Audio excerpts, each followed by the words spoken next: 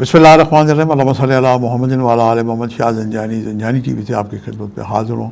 Programme ہے today قبولی دعا کا وقت۔ آج 19 جناب سپٹمبر ہے، بہت ہی پیارا خوبصورت سید الجوم جمعۃ المبارک ہے، اور اس نام کی قرآن پاک میں ایک سورہ جمعہ بھی ہے کہ جب جمعے کی اذان ہو تو ہر کام کو بند کر دیا جائے، کاروبار کو بند کر دیا جائے، اور اللہ کی گھر کی طرف جو مرکزی ہماری جامع مسجد ہے وہاں پہ آئیں اور شرکت کریں۔ اس میں بڑی فلاح و برکت ہے۔ اور آج مجھے اپنی کم علمی کا احساس یوں ہوتا ہے کہ معصوم فرماتے ہیں کہ 3 وقت آج قبولی دعا کے شمار ہیں، بڑے اہم ہیں کہ جب اذان جمعہ ہو اس وقت دعا کریں، ہماری بہنیں بیٹیاں گھروں میں دعا کر سکتی ہیں۔ جمعے کا جب مولانا صاحب خطبہ دیتے ہیں تھوڑی سی وقفہ کرتے ہیں، یہ وقت ہے قبولی دعا کا۔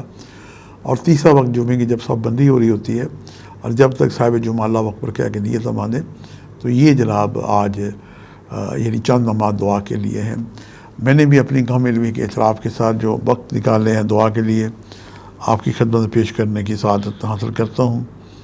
جو پہلا وقت ہے میرے نزدیک، یہ جناب صبح 2:41 سے لے کے 3:11 کا وقت ہے، اور دوسرا وقت آج ہی کے دن دوپہر 1:41 سے لے کے 2:11 کا وقت ہے، اور تیسرا وقت آج ہی کے دن شام 6:06 سے لے کے 6:36 کا وقت ہے۔ ان تینوں اوقات کو پائیں تو آپ دعا کریں۔ آج کے صدقات مسجد میں جائیں تو جناب کچھ اللہ کے دیے ہوئے مال سے کچھ مال لے کے جائیں۔